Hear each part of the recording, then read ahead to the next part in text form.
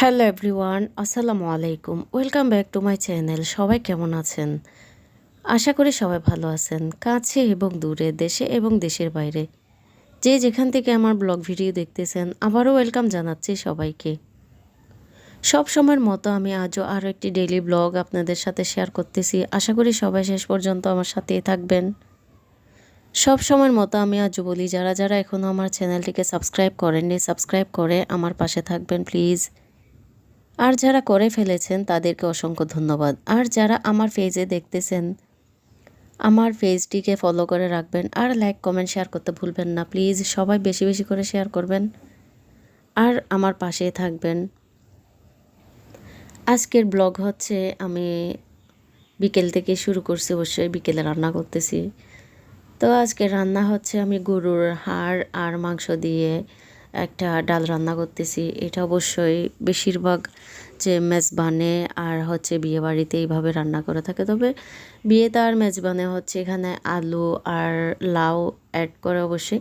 আমি হচ্ছে কাঁকরোল অ্যাড করছি, লাউ ছিল না বাসায়। তো কাঁকরোলেরও সিজন শেষ, তো শেষ পর্যায়ে হচ্ছে কাঁকরোল বা 2-4টা দিছি আর কি। আমাদের চট্টগ্রামে এইভাবে আসলে বেশিরভাগ রান্না করে থাকে গরুর হাড়, মুরগির হাড় দিয়ে। তো আসলে গরুর হাড় আর মুরগির হাড় দিয়ে কাঁকরোল রান্না করলে, আলু কাঁকরোল 2টাই রান্না করলে কিন্তু খেতে খুবই ভালো লাগে। তো এভাবে কারা কারা রান্না করেন কমেন্টে জানাবেন আর কি। আমি আগে হাড় আর মাংসগুলা হচ্ছে ভালোভাবে মাখায়, একটু সরিষার তেল দিয়ে মাখায় হচ্ছে আমি প্রেসার কুকারে রান্না করে ফেলছি। তো রান্না করার পরে হচ্ছে এখন আসলে এই ধরনের রান্নায় কিন্তু বাগার দিলে একটু ফ্লেভারটা ভালো আসে, খেতেও ভালো লাগে।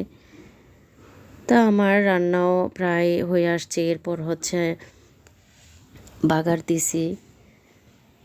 ভাত দিয়ে খেতেও ভালো লাগবে আর হচ্ছে বেশিরভাগ অবশ্যই রুটি দিয়ে খেতে, রুটি পরোটা বলেন আর লুচি বলেন, খেতে অনেক ভালো লাগবে। তো যেহেতু হচ্ছে আমি রাতে রান্না করছি আর রাতে তো রুটি খাবো না, তো সকালের জন্য বিশেষ করে রান্না করছি আমি রুটি দিয়ে খাওয়ার জন্য। তো আমাদের চট্টগ্রামে হচ্ছে মেজবান আর বিয়েতে এইভাবে করে থাকে। কাদের এলাকায় করে কমেন্টে জানাবেন আর কি। তো আমি হচ্ছে সকালে রুটি বানাইছি, রুটি দিয়ে খাওয়া হচ্ছে, খুবই ভালো লাগছে, খুবই গরম ছিল। মেজবানে আর বিয়েতে যেগুলা করে এগুলো হচ্ছে একটু মাখা মাখা টাইপের হয়, তো আমি একটু ঝুল দিছি। যেহেতু ভাত দিয়েও খাবো আর রুটি দিয়েও খাবো, সে কারণে হচ্ছে আমি ঝুল দিছি। আমার ব্লগ কেমন হয়েছে আপনারা কমেন্টে জানাতে ভুলবেন না। আর কারা কারা আমার মতো রান্না করেন সেটাও কমেন্টে জানাতে ভুলবেন না। আর যারা যারা শেষ পর্যন্ত আমার ব্লগের সাথে ছিলেন সবাইকে অসংখ্য ধন্যবাদ। আল্লাহ হাফেজ।